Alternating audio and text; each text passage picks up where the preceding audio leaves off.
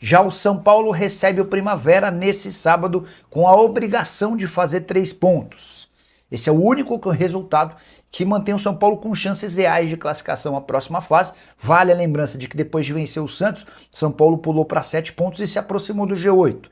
Uma nova vitória contra o Primavera e uma vitória contra a Ponte Preta, possivelmente já rebaixada na última rodada em Campinas, seria a combinação para que o tricolor chegasse ao mata-mata do Campeonato Paulista. Pelica, o PVC noticiou que o São Paulo não vai assinar prioridade nenhuma pelo Marcos Antônio. O time planeja oferecer um novo reajuste salarial ao jogador. Sabe de algo?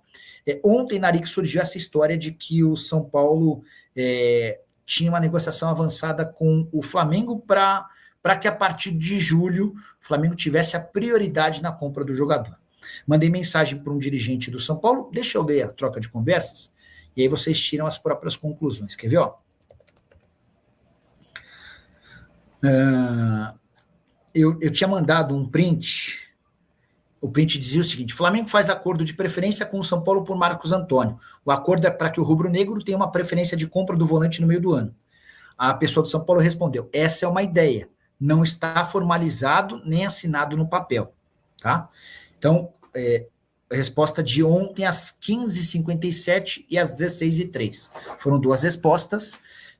O São Paulo tem sido procurado pelo Flamengo. O Flamengo já fez 2 propostas. A primeira de 6 milhões de euros, o São Paulo descartou. A segunda de 7 milhões de euros, mais o pagamento da dívida que o São Paulo tem com o Alásio. O São Paulo comprou o Marcos Antônio por 4 milhões e 200 mil euros. Esse foi um golaço do Rui Costa. Os 4 milhões e 200 mil euros em 4 parcelas, a primeira delas em setembro desse ano. E aí depois, setembro de 27, setembro de 28, setembro de 29.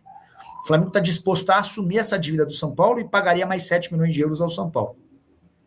O Tricolor recusou as 2 ofertas. Há quem diga que o São Paulo pede 25 milhões de euros. E aí, só para completar, tá, Naric?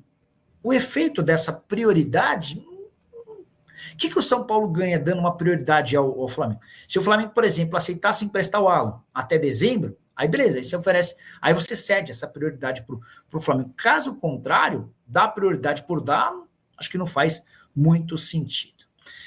Tá sabendo alguma coisa do bloqueio judicial do São Paulo no Daniel Alves? Quanto a meias, tem que pôr o Pedrinho para jogar moleque é bola. E eu concordo com o Edson, o São Paulo demonstrou ter muitos bons jogadores na base, né? O Pedro e o Luca me causaram boa impressão, com características diferentes, um mais meio armador, o outro mais atacante de lado de campo. Quem mais, cara? São Paulo tem a dupla de zaga da Copinha, me chamou bastante atenção. Enfim, eu acho que tem o Felisberto na lateral direita, o goleiro, muita gente elogiou, não gostei tanto. Deixa eu ver, bloqueio judicial do São Paulo no Daniel Alves. Deixa eu ver se tem alguma atualização sobre isso.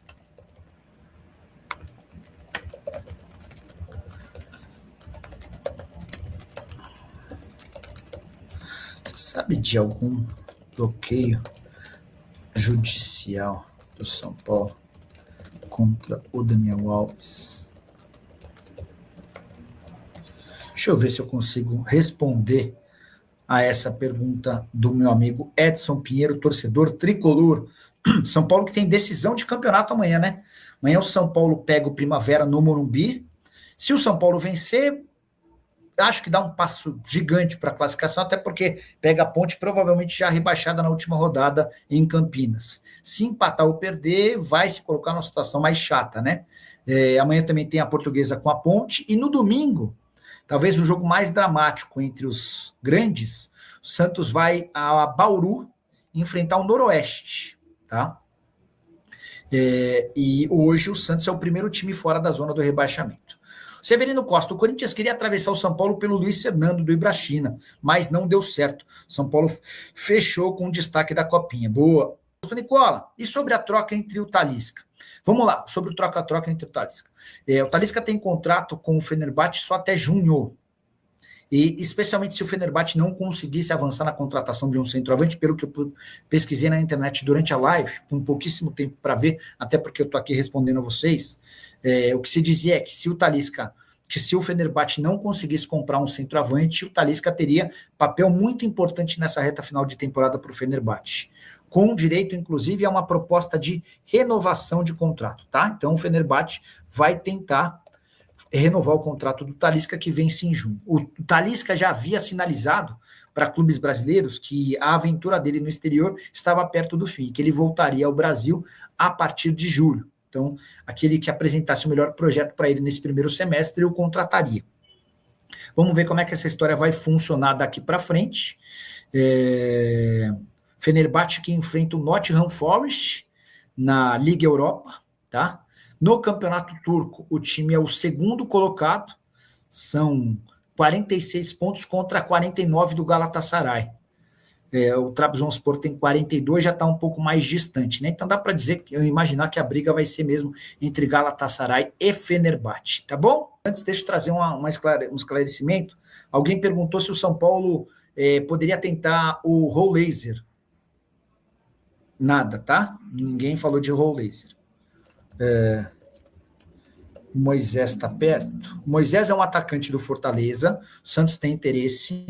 Primeira proposta foi de empréstimo. O Fortaleza pretende vender o Moisés. O Moisés tem feito enormes esforços para que o negócio aconteça. Ele prefere jogar no Santos do que continuar no Fortaleza, jogador de salário alto, tá? Como é que estão as propostas dos gigantes europeus ao Porto pelo William Gomes? Qual percentual ele ainda tem no São Paulo? Cara, não sei se está essa badalação toda não, tá? Até porque o William Gomes até joga bem, mas não é titular absoluto no Porto. O Porto está vivendo uma fase bem legal no Campeonato Português. Tal. Ó, temporada do William Gomes, 29 jogos, 8 gols e 1 assistência. Tá? Foi inclusive expulso contra o Casapia, derrota do Porto, ele atuou só 21 minutos.